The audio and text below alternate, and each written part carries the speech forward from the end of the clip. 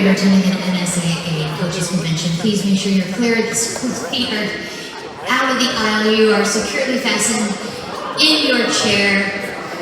Keep your hands in the vehicle at all times. The camera's on the third loop to the left if you want for the picture at the end to spend $25. Guilty as charged. I did that just last week.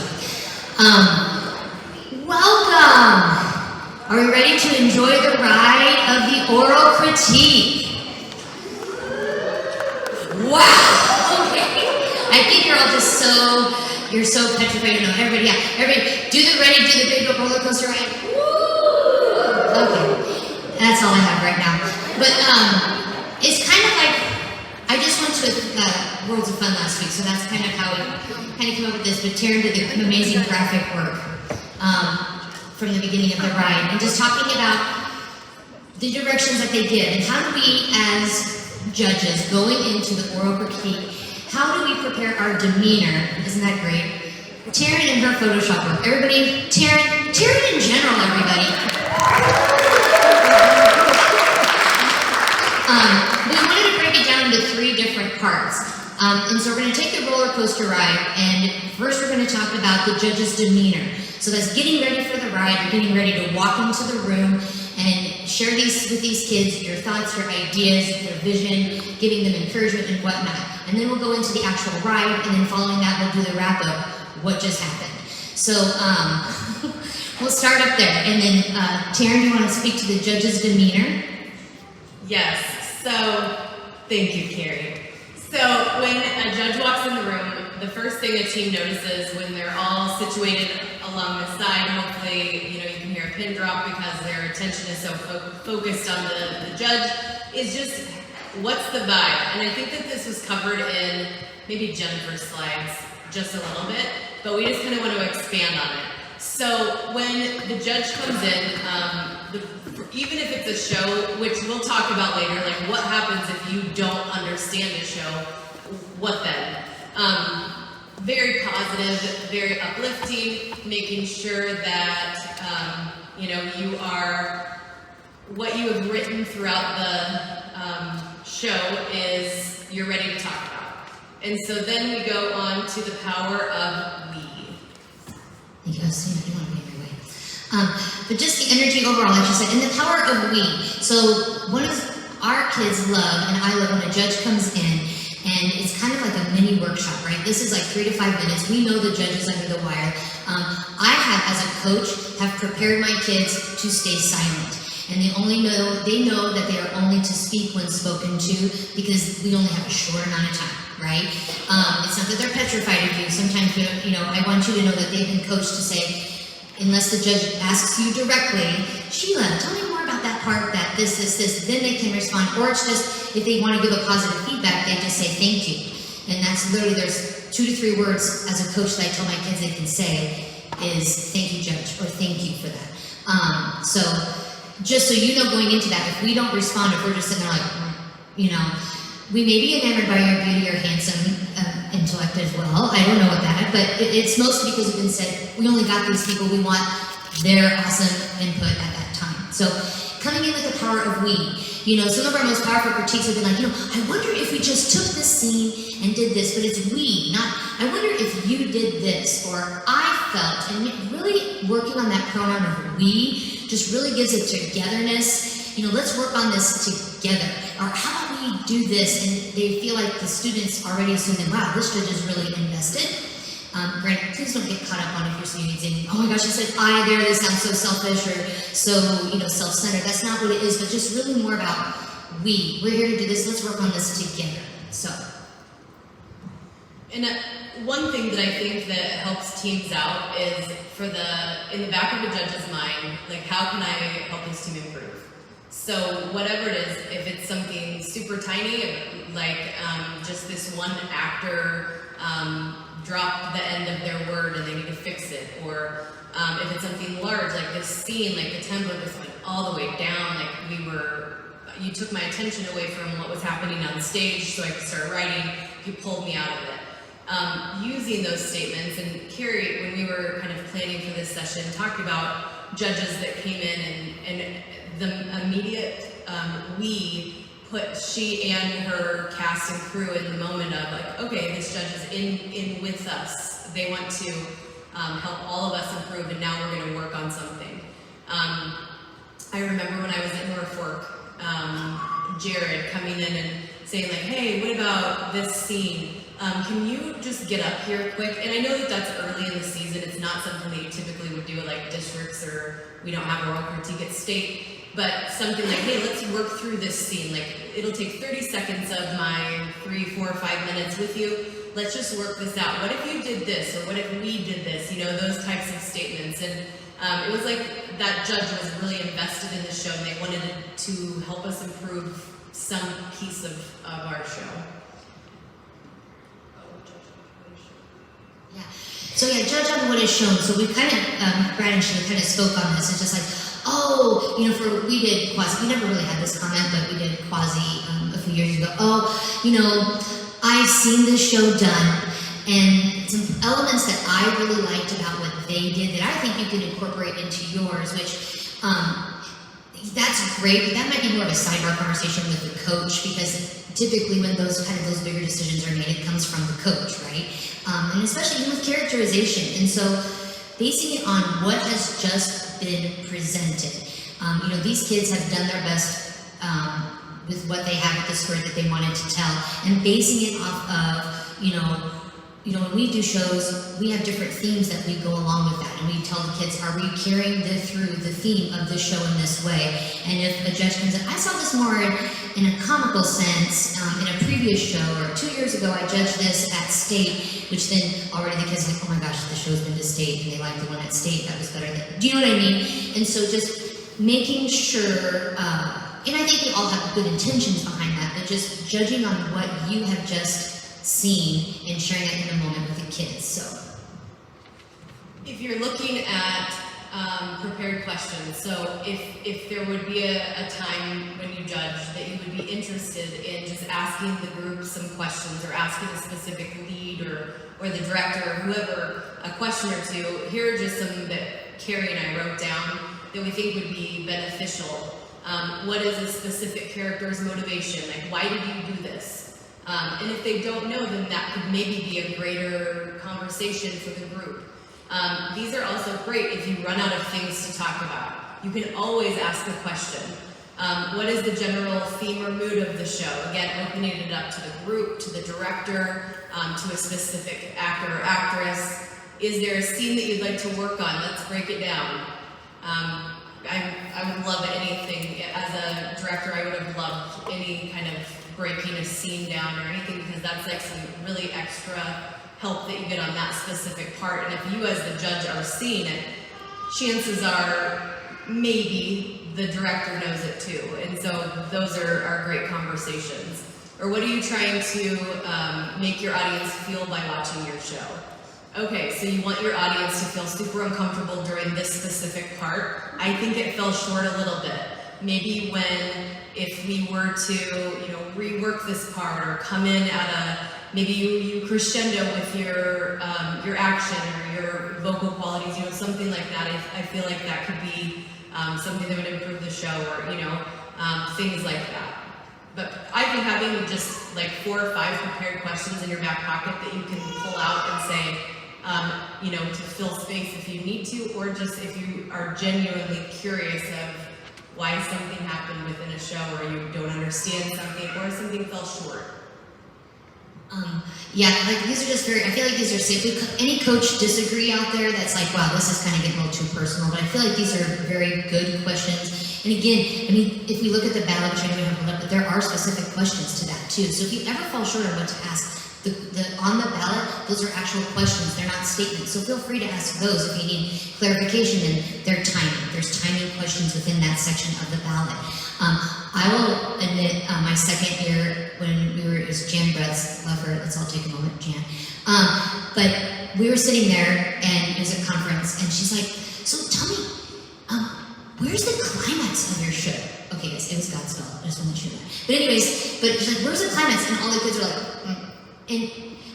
but it was great at the same time. That would also be a good question. But I was like, oh, we've never really talked about that. I mean, I was just in a moment like, whoops-a-doo. that was on me. And wow, that was just I mean, some kids threw out some answers, and thank goodness they were pretty much on par. But we had never talked about that. As a coach, I had failed to do that. And so, and I talked to the kids about that later on, and Brad's even said, that's on me.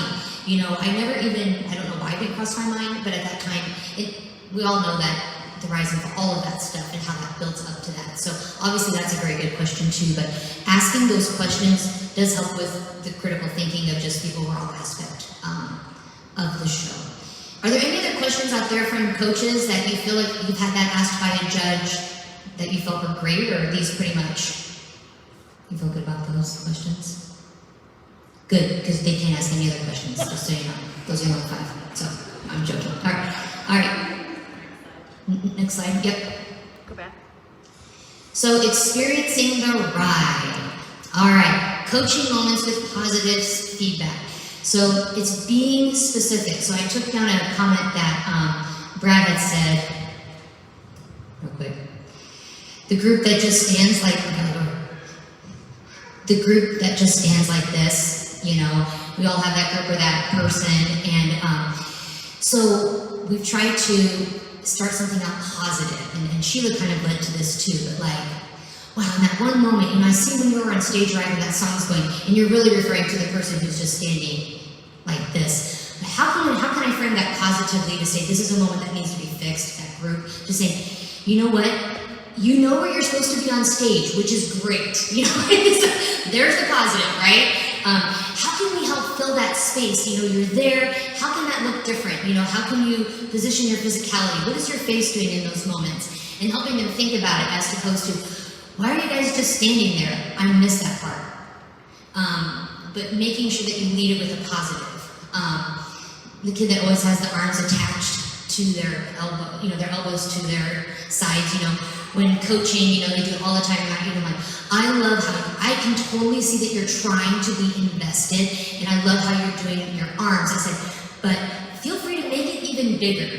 Just always recognizing that the kids are taking risks, and you appreciate that, but then building on that, if that makes any sense. So, I don't know what the next thing is. Oh, yeah, and that's something that I love when a judge says, we speak to tempo and in the moment in the show. We have 30 minutes. We call it suspending reality as a coach. I would love in an oral critique to say, I loved this part, whatever, but when we loved this part happened, or something that took me out of the moment. I don't know if it was the person's shoes walking across the stage, it could be something specific, whatever that was, but what was it that took you out? Was it the costume? Was it something like, wow, I was looking at all these and all of a sudden the glitter on this costume or the sequins or whatever that is. It can look different for every show, but as a judge, I'm looking at that, and I know as a judge you are too, that what took us out of the moment, and tell us why, but telling us in a constructive way, not pinpointing it necessarily on a kid like, wow, we heard you come on stage, or nice job, but more of, I loved how you came on stage. You came on stage, I think, when you were supposed to, but how do we make that a little more of a subtlety as opposed to, do you know what I mean? So, I hope that helps. With just kind of always leading with a positive as much as you can, so. Yeah, I think when you talk about, this morning, Carrie had a session with developing self-sufficient teams, and, which by the way, the recording today will be put up online later this week, so if people didn't see it, they'll have access to that resource. But having practices start with 2 positives and something they need to improve, or something like that, that's the same, I think, philosophy, at least from my perspective, is going into that room. Like, you don't want to crush a dream. Like, we want to continue to grow the activity, and we want people to feel it doesn't have to be all cuddly and that you're fantastic, you get 8, but it needs to be positive, it needs to be respectful, and we need to critique with kindness, which is a session we're actually presenting tomorrow in the speech day. But what can we do to just critique with kindness? The part that you just don't want a team to leave with a bad taste in their mouth because of something like I said, that you said, or whatever. We want them to go like, question, or, having some ideas of what did I do that was really well, or really good, sorry, and what did I do that wasn't. And then are there any ideas on how to fix it? And there might not be, but sometimes there may be. Maybe you have an idea of something else this character can do to up it, or where the tempo is lacking, or the climax that just didn't hit, things like that. And I think that, like, play production being a educational based activity, that has to be first and foremost. And I feel like, as people that took time out of their summer to attend this meeting, I'm probably preaching to the choir, but these are such important things for growing the activity and keeping kids interested in theater and all of those positive things. So that's the biggest thing that I can say about a critique is you want to help as much as possible. And sometimes, I feel like there are some times where you see something, and maybe I'm leading into the bottom point, but where you don't understand something, or you need somebody to tell you what just happened. We'll talk about some examples in a moment, but all right, next up we're going to move on to the ballot and how you can use the ballot in your oral critiques. Yeah, I know it sounds crazy, right? But I feel like maybe you get done watching a show and a lot of times you're emotionally invested and you're just like, wow, that was great, I loved this, or oh my gosh, that one part was great. But at the end, you're more, for me, I get caught up in the show most of the time. And then even if it's a show that might not necessarily be as polished, I'm still always thinking, ooh, I liked how they did that. I wonder if they did this. But always going back to the ballot. That is our guide. And even I sit down after I judge the show, I'll say, okay, so I go back to the questions and I answer those. And I really use that as your guide as opposed to thinking, well, I don't know what to say.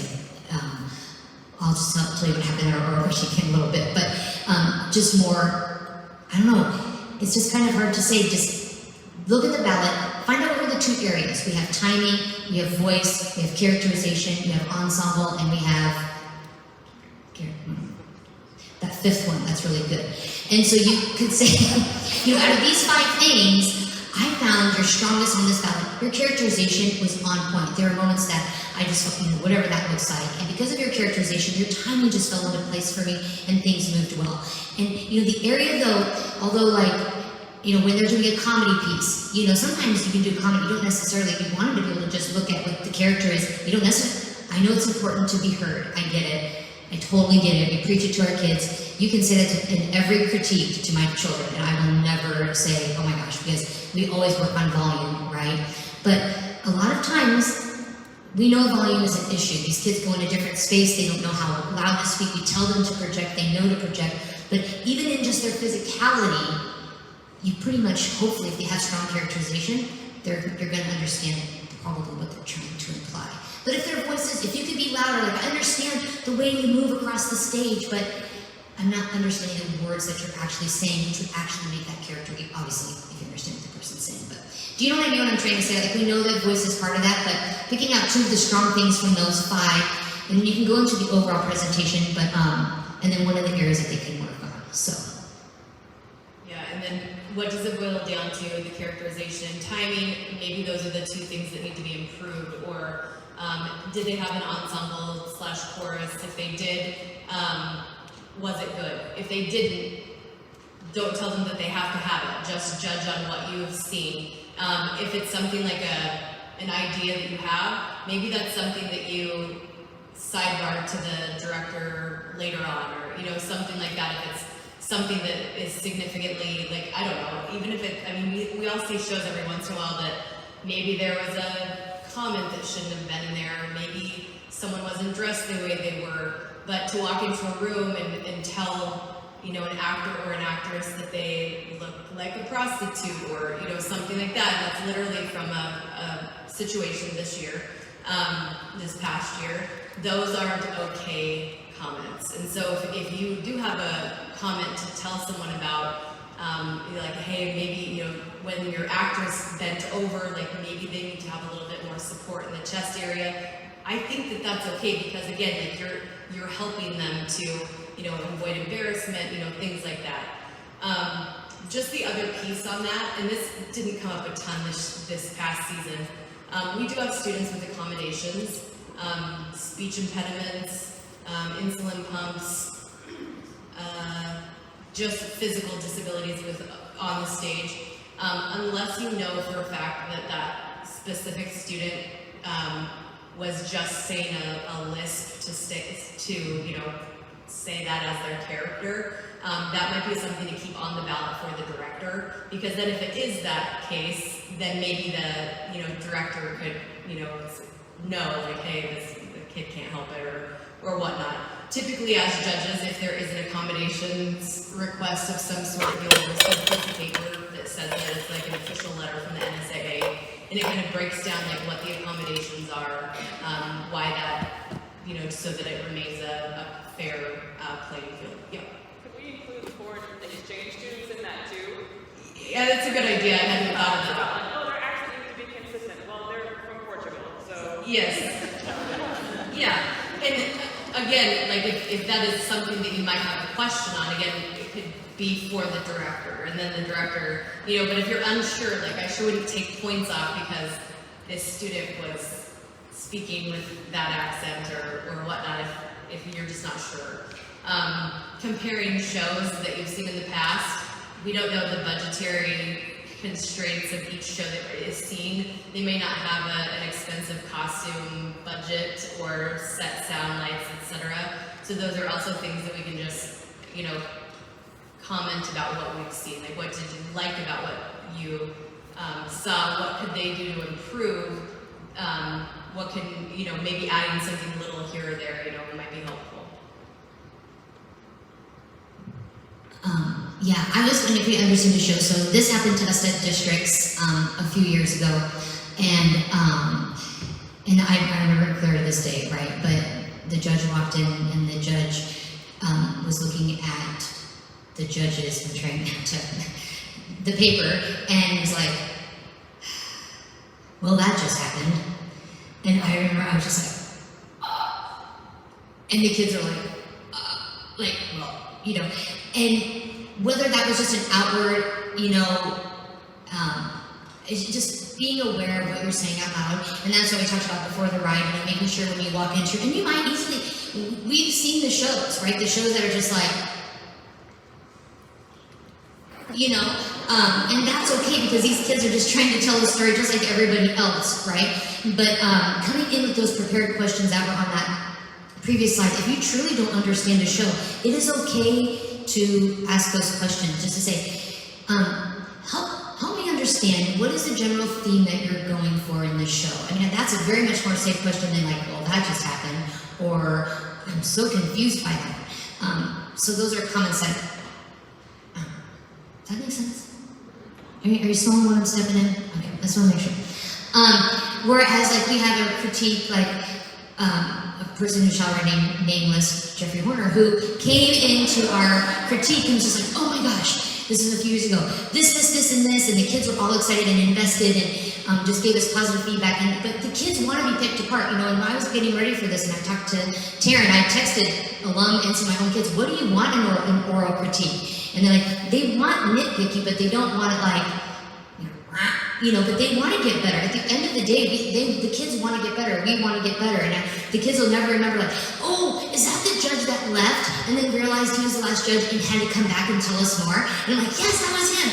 Because when Jeffrey was done, he gave us the critique and then he left. He's like, oh, I'm done. I got 5 more minutes. I'm going to come back in and tell you more. And that type of energy, that type of enthusiasm with your show. And I know people are sharing some great comments. I felt like I was in a movie or those things, those kids, they do want that as well. Those positive moments, but just being, I guess, cognizant of how you walk into that and what you say out loud, and if that makes sense. So I was just giving those 2 examples. Do you have any examples, Ms. Taryn? No. No, I think that the Jeffrey Horner came in and said, well, that just happened. No, he would never do that. But I think that the most successful oral critiques come from a judge that cares, a judge that uses we statements, that empowers your kids to kind of meets them wherever they are, if it's a state quality show or if it's a classroom play that they took to a festival, because there are differences.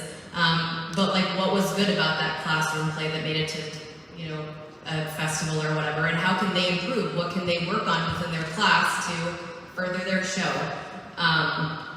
Biggest thing is the means by which we say our comments, just remaining nice and critiquing with kindness. Sometimes there are major concerns within a ballot. I think we touched that a little bit earlier. Yeah, I think, we just kind of talked about, I forget that as a coach, is speech, is kind of back on the kids. And I do filter, as a speech coach, I do filter before I hand out speech ballots and stuff, because there can be some pretty comments in there that might. But, the coaches are the gatekeepers, and I would hope that the coaches would understand that. So if you did want something specific, I've had judges that put their email on there, or if you have any questions, please don't hesitate to reach out for clarification, because we also know, judges, that you want to make the show better as well, right? And so we're all coming in trying to achieve the same goal of telling a better story. It's just on how we approach that and how we put that in writing, but also how we convey that in our thoughts and emotions when we're in front of the kids. Because at the end of the day, these are kids that are putting themselves out there, and coaches, but most of the kids like to tell a story, and they're doing the best with what they can. So just keeping that in mind. In some areas for how can they improve, you could talk about musical or technical aspects of the show that they could add.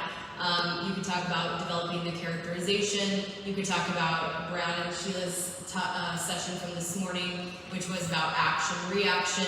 You could talk about characters, motivation. And all of those things are just easy things that you can kind of keep in your back pocket to, if you're just not sure, it could be something that you talk about. Gosh, I had something I was going to say, I don't remember. I'll remember it later. I'm sure it'll be great. But even I know, it's the end of the ride. It looks great, doesn't it? I pulled it up Jeffrey Porter's Facebook page. That's amazing. I think he was a smoker in the beginning, and by the end, he was completely satisfied, right? There was a smoker in the beginning, I don't know that.